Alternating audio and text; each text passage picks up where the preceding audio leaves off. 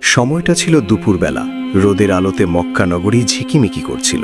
এমন সময় রাসূলুল্লাহ সাল্লাল্লাহু আলাইহি ওয়াসাল্লাম কাবা শরীফের সামনে কায়াম করে নামাজরত ছিলেন। কোলাহলে নয়, নীরবভাবে তিনি রবের দিকে মনোযোগ দিলেন। অথচ দূরে দু একটা ছায়া তাদের কাণ্ডকারখানা শুরু করেছিল। আবু জাহেল, উতবা, সাহেবা ও মুগিরা সহ কিছু লোক মসজিদের পার্শ্ববর্তী স্থানে দাঁড়িয়ে নবীর দিকে হেঁটে হেঁটে ছুঁচো মন্তব্য করতে লাগল।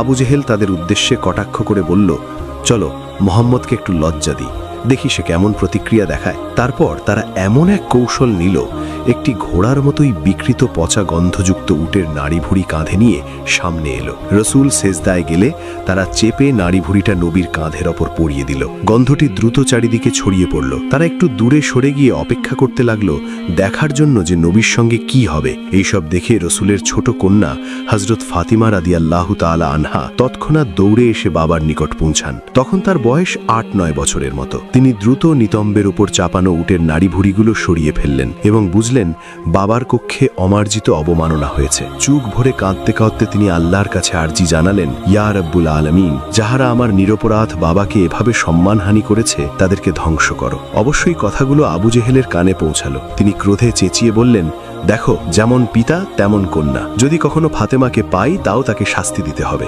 এরপর ফাতেমা নবীর হাত ধরে বাড়ি ফিরে গেলেন, আর ঘটনা তাকে বহু কষ্ট দিল। কিছুদিন পরে অন্য একদিন ফাতেমা রাস্তা দিয়ে যাচ্ছিলেন। ঠিক সেই পথে আবু জেহেল কর্ণপাত করে দাঁড়ালেন। তিনি অশ্লীল গালি দিয়ে ফাতেমাকে আঘাত করতে থাকলেন। প্রবল রাগে হঠাৎ তিনি ফাতেমার গালে ঘুষি মারলেন। এত জোরে মারেন যে আঙুলের ছাপ দীর্ঘ সময়ের জন্য দেখা গেল। কাঁদতে কাঁদতে ফাতেমা বাড়ি এসে পুরো ঘটনাটি নবীর সামনে খুলে বললেন। রাসূলুল্লাহ সাল্লাল্লাহু আলাইহি ওয়াসাল্লাম মৃদু কণ্ঠে বললেন, হে ফাতেমা, আবু জেহেল অত্যন্ত প্রভাবশালী, সে সরাসরি মোকাবিলার যোগ্য নয়। আমি মক্কায় ইসলাম প্রচার করছি, তাই অনেক স্বজনই আমার বিরুদ্ধে। এই অবস্থায় আমি তাকে প্রকাশ্যে প্রতিহত করতে পারবো না। তুমি বরং আবু সুফিয়ানের কাছে যাও, তিনি বিচক্ষণ, ন্যায়পরায়ণ এবং সঠিক সিদ্ধান্ত নিতে পারবেন। ফাতিমা রাদিয়াল্লাহু তাআলা আনহা তখন জোরে জোরে আবু সুফিয়ানের দরজায় গেলেন এবং সম্পূর্ণ ঘটনা ব্যাখ্যা করলেন।